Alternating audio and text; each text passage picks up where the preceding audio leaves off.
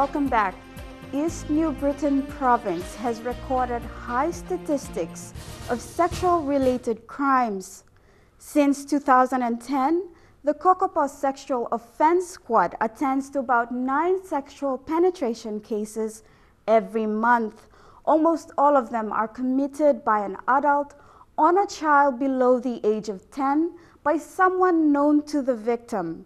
For the last 2 decades, the police and other organizations have been working on finding solutions to curb the issue. But sexual offenses keep happening every day. Edwin Fidelist has this story from Kokopo.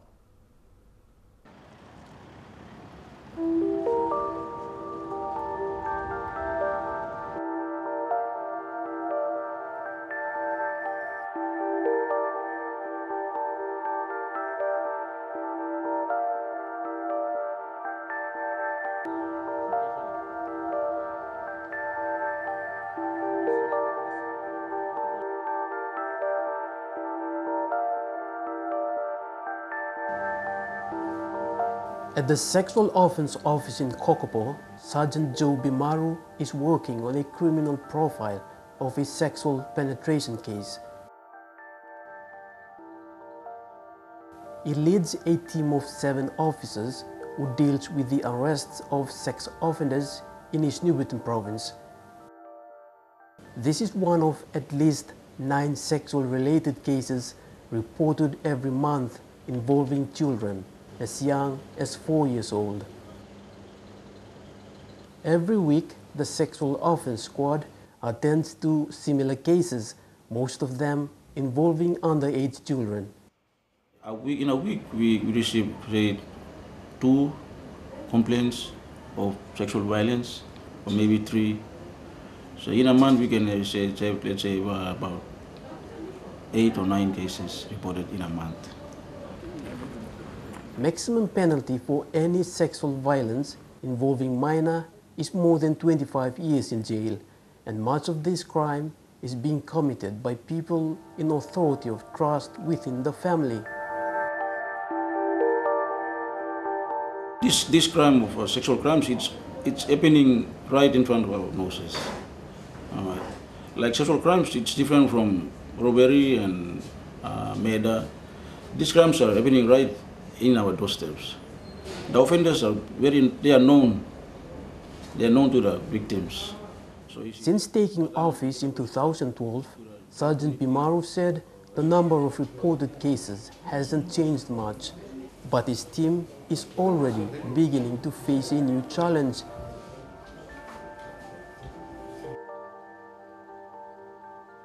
Sergeant Bimaru and his team believes most of the cases might be solved out of court or were never reported at all because of threat issued by the perpetrator to the victim. People are turning to the way of out-of-court settlement. That's why I think we don't receive reports to this office. Some of them, they don't come and report it. They solve it in the village, in the community, where this is wrong. They should come to the police.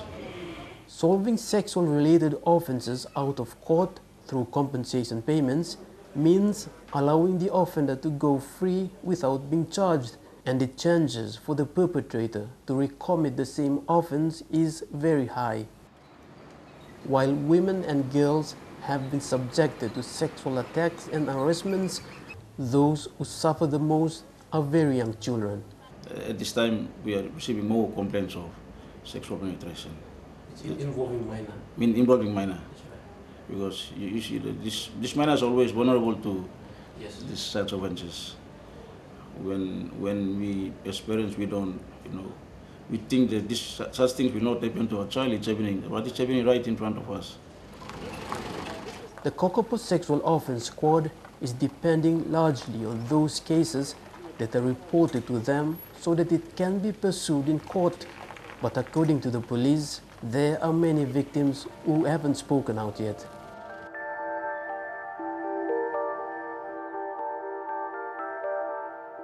The statistics provided by the Kokopo police only gives a tiny glimpse into a bigger problem that is happening all over the country.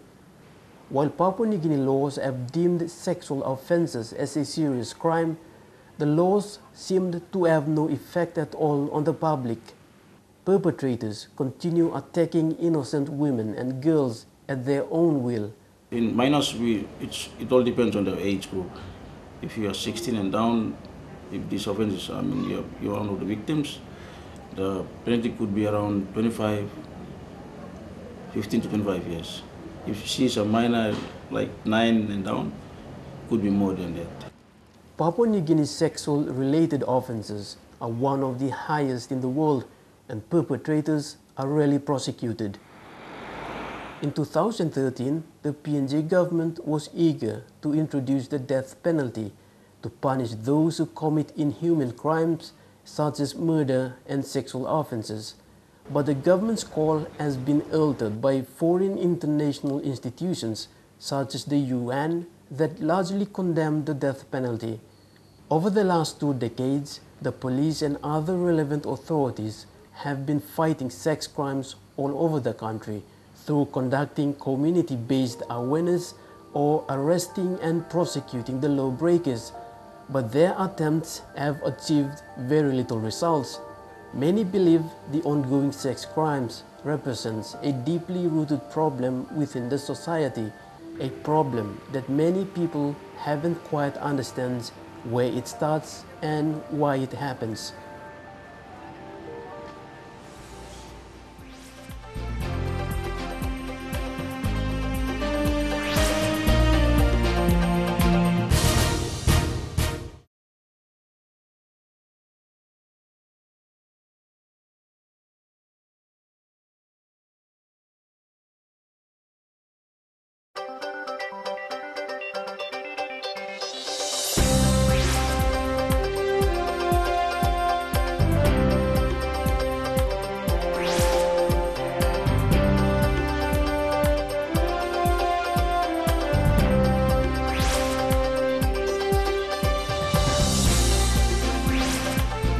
Hello, I'm Deborah Pranis with this week's episode of Olsem Wanem. Family and sexual violence is a sad factual issue that is affecting women, men, and children. Family and sexual violence not only affect family units, but it also affects businesses. In this episode, we look at the high sexual-related crimes in East New Britain province, as well as the launching of a model policy on family and sexual violence for businesses in PNG by the Business Coalition for Women. Florence Jondowo gives us an insight on how sexual violence affects businesses.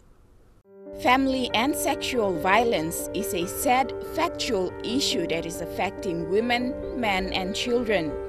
Most people tend to treat this as a domestic issue, and yes, at most times, perpetrators get away without facing relevant consequences for their actions. Thus, they continue on inflicting harm on others.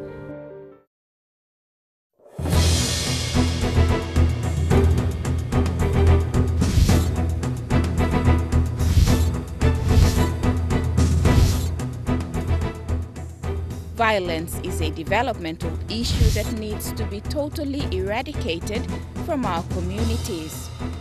Family and sexual violence not only affect family units, but it also affects businesses.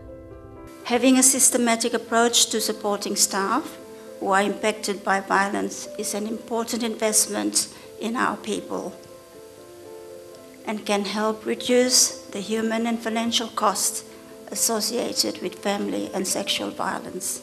And PNG is one of the only countries in the world that almost accepts violence as a norm. When you lose people as a result of that, there's a cascading effect. And all of that cascading effects ends up in time, resources, and money being spent.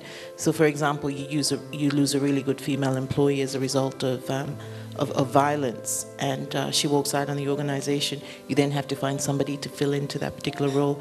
You have to start the recruitment process. The person that you fill in that role may not be adequately skilled, and that causes a lot of inefficiencies in the processes. So all of that is actually all added up costs that the business actually incurs. The Business Coalition for Women, or BCFW, recently launched a model policy for family and sexual violence to aid businesses and employers address and help their employees who are affected by violence. The model policy allows businesses to systemize the process of responding to reports of family and sexual violence by staff. Among other benefits, the model policy can help businesses to reduce the costs associated with family and sexual violence, fulfill the legal obligation to provide a safe workplace, and improve health and safety at work. The policy was developed for the PNG community by international and PNG experts on family and sexual violence, and was reviewed and tested with representatives from 20 business coalition members companies over a period of 6 months. It is designed to flexibly suit the size, characteristics, and needs of business operating in various industries, and can be easily customized to suit individual business needs. The model policy was compiled with the intention to assist businesses in the following areas: reduce the cost of family and sexual violence to business, fulfill the employer's duty of care, improve staff health and safety, demonstrate corporate social responsibility commitments, and position the business as an employer of choice. This model policy should complement and be implemented in conjunction with existing workplace policies such as occupational health, safety, and environment policies. Along with the model policy for businesses, 2 other resources were launched by the BCFW. The training and consulting services, which is the second product that's being launched today, are also available to support implementation of a model policy to help ensure it is executed effectively. Training up a team of staff who will be responsible for ensuring the policy is effectively implemented, providing tools and materials for widespread communication, education, and awareness arising among all staff to support available under the policy, and of the company's approach to family and sexual violence. It also will lead our members to conduct confidential staff review, to collect data about family and sexual violence and its impact on the workplace, and including and identifying appropriate and reliable services in the wider community that staff can be referred to for a range of additional support, and will also include some training and monitoring evaluation of the policy. The third product in particular is a handy tool for employers. The third resource being launched today is the legal guide on family and sexual violence for employers. This guide helps eliminate the confusion and stress employers typically face when trying to respond to victims of perpetrators of family and sexual violence. This guide focuses on 3 key areas. First, it helps employers understand their legal obligation to provide a safe work environment, one that is free from family and sexual violence and its impacts. Second, it outlines the legal options available for employers to protect the workplace from perpetrators of family and sexual violence. Provides guidance on legal options available for employees who are impacted by family and sexual violence. The effort by BCFW in putting together these resources is hailed a success which many businesses and employers should be thankful for. It's a great achievement by Business Coalition for Women in the 12 months that it has been in existence. It is really my honor, and I'm so delighted to have been able to present to you and launch with you today those 3 products.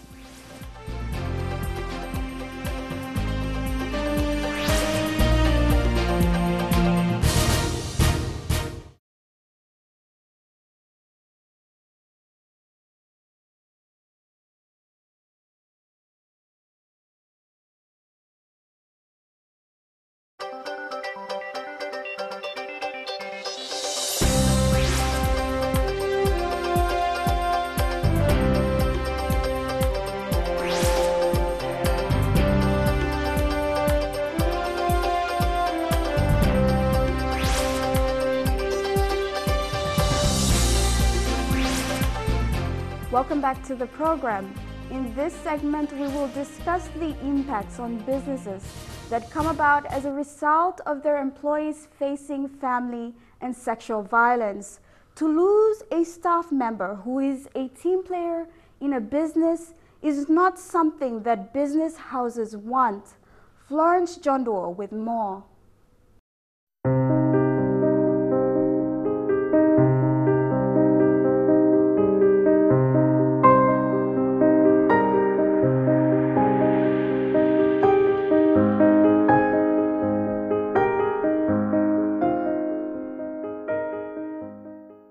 Family and sexual violence, as highlighted earlier on in the program, clearly outlines that it does hurt businesses. But first, we find out how exactly violence can lead to various negative impacts in businesses.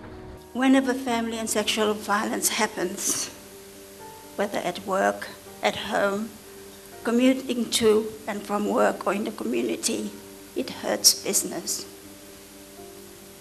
Family and sexual violence hurts business because victims and perpetrators, as well as their family, friends, colleagues and neighbours, bring their trauma with them to work.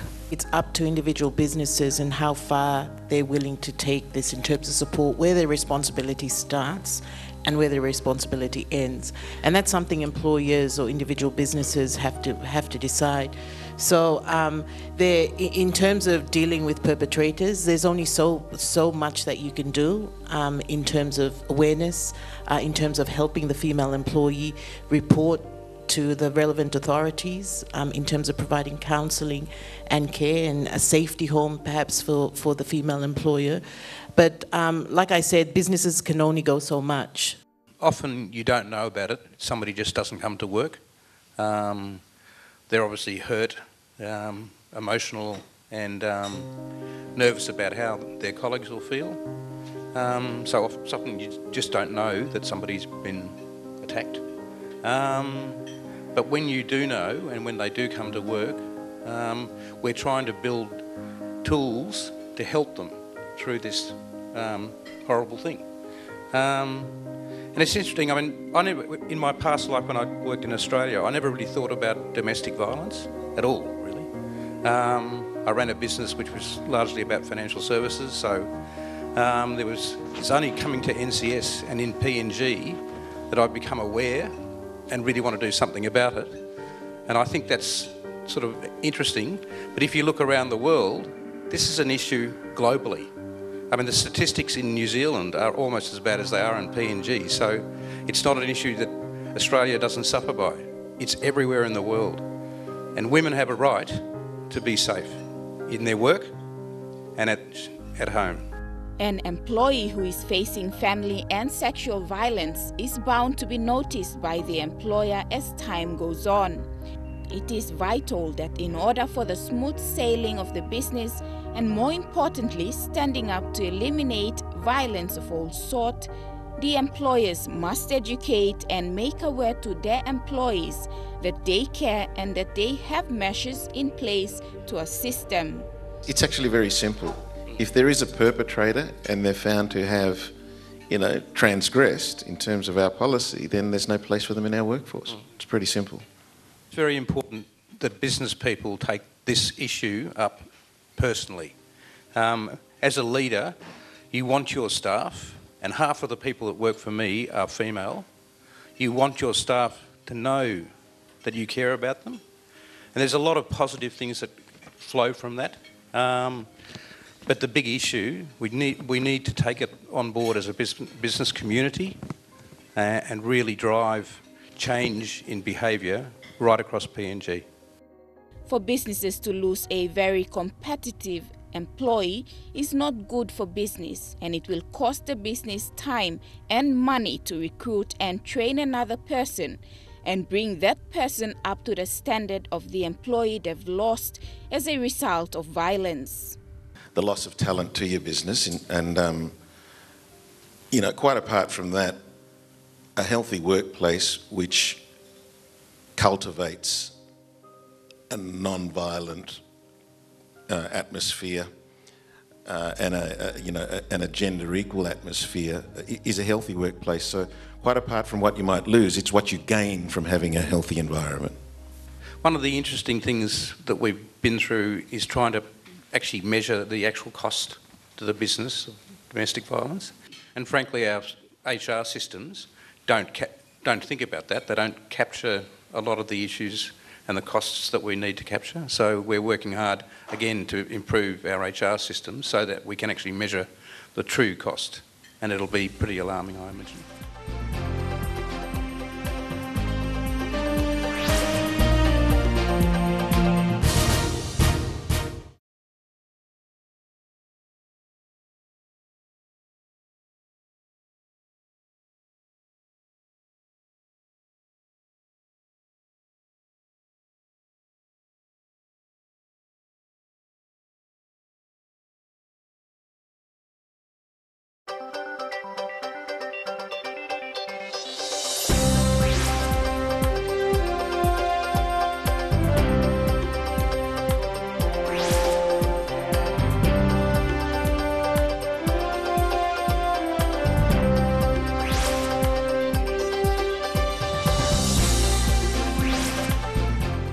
Awareness on policies that exist in workplaces is vital because this will make known to the employees the help they can get from their employers in various circumstances that they may face.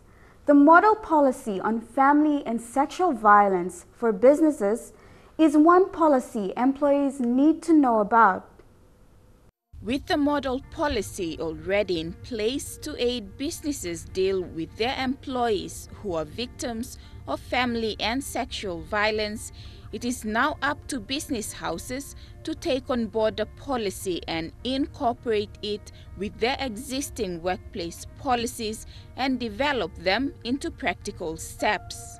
So this is what the Business Coalition is about. You know, it's about that advocacy, awareness, creating more education programs for people so that they, for our employees, so that they can stand up and say, you know, we realize it is not right. Violence is not right for the workplace and for the family and for our community at large, and that they can do something about it, and that the workplace empowers them to be able to do something about it. And whilst a lot of organizations have very high-level policies, the Business Coalition is about providing businesses with practical tools that they could use every day to manage the incidents and manage, you know, people who are affected by violence in the actual workplace. So they're actually practical tools that people can use every day. It is now our journey to make sure that we roll out the awareness to stop what I consider the sad case, the sad atmosphere, the sad incident, the sad and most unfortunate aspect of life in Papua New Guinea, which needs to be changed, and we depend on each and every one of us to make sure that we eliminate violence in our community, first of all starting with family and sexual violence. For women who are mostly the victims and a high percentage of those who do not talk about it, the development of this country can only be better if men and women were free from violence, and more particularly women were able to have a community and an environment where they can best contribute to the development of Papua New Guinea. Two business houses, NCS and Steamship's group of companies, have taken this policy on board, and they are determined to see a positive outcome which will encourage other business houses to follow suit for the benefit of both the employer and employee. And consulting services are currently being trialled and refined with two business coalition for women members companies, NCS and Steamships, to ensure the services are of the highest quality and specifically tailored to the PND business context. Just in case some of you don't know who NCS is, it's part of a Nichua group of companies landowners of Lihir mine. I think one of the biggest challenges for our organisation, NCS, we operate out of 28 different sites in PNG and they're all extremely different. It's getting that message and getting people trained to deal with issues right across that very big footprint is going to be a big challenge for us, but we're very committed about this, so it will happen. We've actually got numerous workplaces spread throughout the country, and those environments are different from each other. There's some in urban areas, some in rural areas. So it's, you know, it's a different issue in each of those locations. And, you know, for us, apart from the obvious business considerations, you know, there's a moral obligation to do the right thing as a business. And, you know, doing the right things in terms of gender equality. At Steamships we have a diversity policy, we have an anti-violence policy, and the whole idea about respect for your fellow employee and non-discrimination is enshrined in our code of conduct.